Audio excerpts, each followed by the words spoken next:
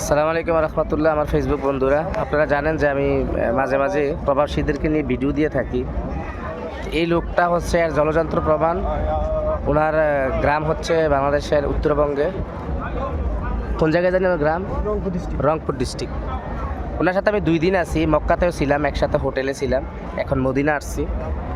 ওনার সাথে যে যেটা ওনার ভাগ্যে যেটা ঘটছে, ওনারে বলা হয়েছে যে 4,50,000 টাকা দিলে কফি শপে কাজ দিব।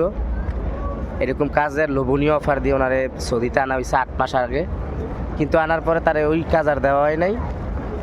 দালাল তো সে তার টাকা পেয়ে গেছে। মাঝি দিয়া এই যে ওনার 2টা বাচ্চা আছে, 2টা মেয়ে বাবু আছে, এই যে ফ্যামিলি সাইডা, তারপরে যে আজকে 8 মাস ধরে দেশে তো 1 টাকা কাজ করে পাঠাতে পারেই নাই, বরং দেশ থেকে বাংলার 60,000 টাকা সেখানে মানে তার চলার জন্য আনা লাগছে।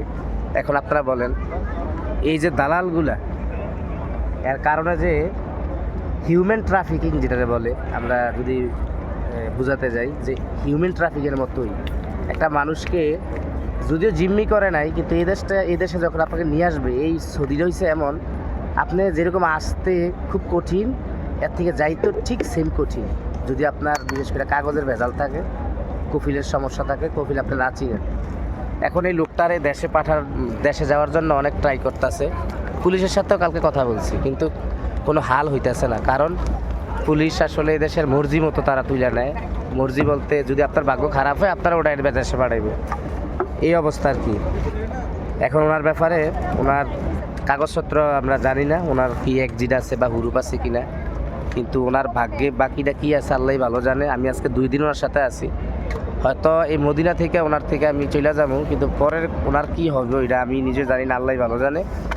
ওনার সাথে এত একটা ব্যালেন্সও নাই যে 1 সপ্তাহ থাকবে বা 2-4 দিন খাইয়া বাঁচবো। তো আমি চেষ্টা করছিলাম ওনার কিছু একটা করার জন্য, অনেকভাবে ট্রাই করছি। ভাগ্যক্রমে আসলে আবার নিজেরই চাকরি নেই এই মুহূর্তে। ওনার কথা কি বলুন, আমি ট্রাই করছি অনেক জায়গায়, সবাই আসলে ওয়েটিং করতে, মানে ওয়েট করতে বলতাস। তো আসলে কি বলবো, সৌদিতে আসলে মানুষ, মানে মানুষ সে মানুষের, পৃথিবীর কোনো পশু পাখি, কোনো প্রাণীর কেউ কারো ক্ষতি করে না। শুধু মানুষ এমন একটা জাতি যে মানুষে মানুষের শুধু 1.5 হাত কেমনে দেন যে বেটা পাবে, এটাই সমস্যা।